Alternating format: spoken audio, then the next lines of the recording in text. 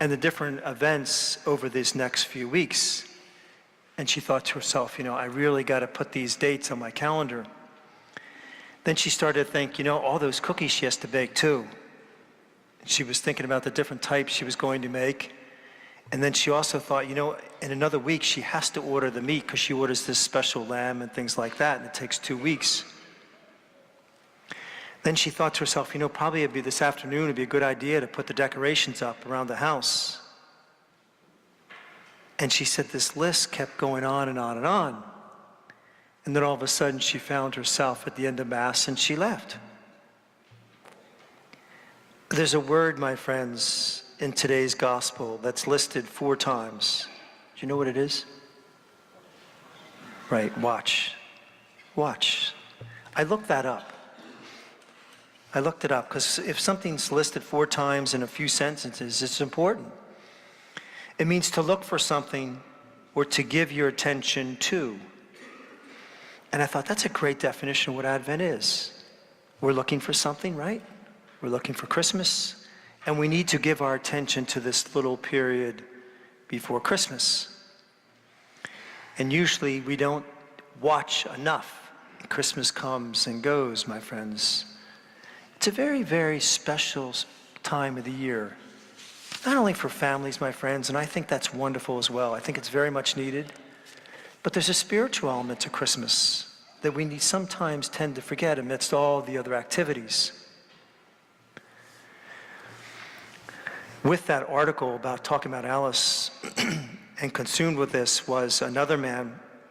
He was helping his neighborhood who was moving. And the neighbor was telling him that he had just the week before just cleaned out his attic, that his grandfather had all these old books. And he said it was so good to get rid of them. He said some of those books, he said, they weighed a ton. And he goes, one of these books, he said it was a really large Bible. And he said the pages were all, he said, I don't even know how old this thing was. He said it was falling apart, kind of like the binders were just holding on. He said, I opened it up, and the neighbor said, well, who published it? He said, oh, Gutenberg something.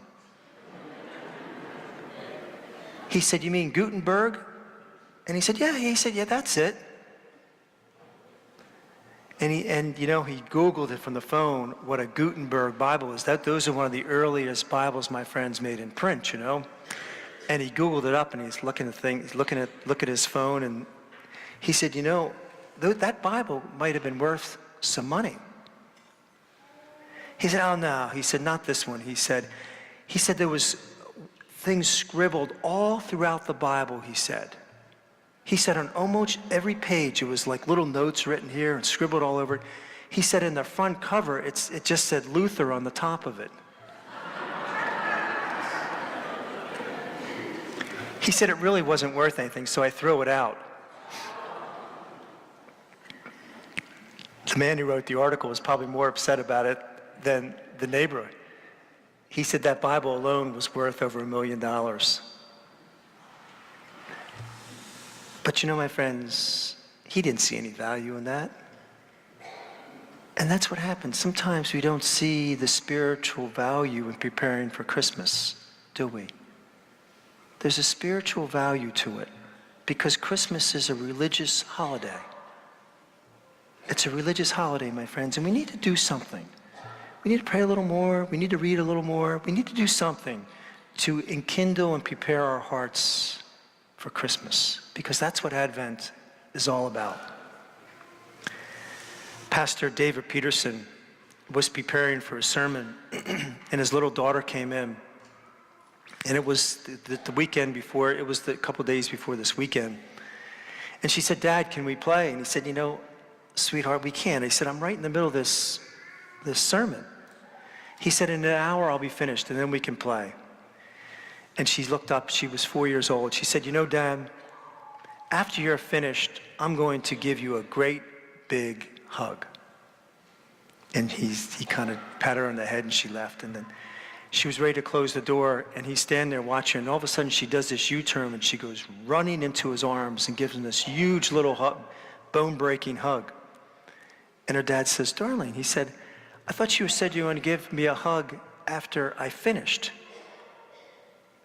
And with these big, big eyes looking up her dad, she said, "Dad, I just wanted you to know what you have to look forward to."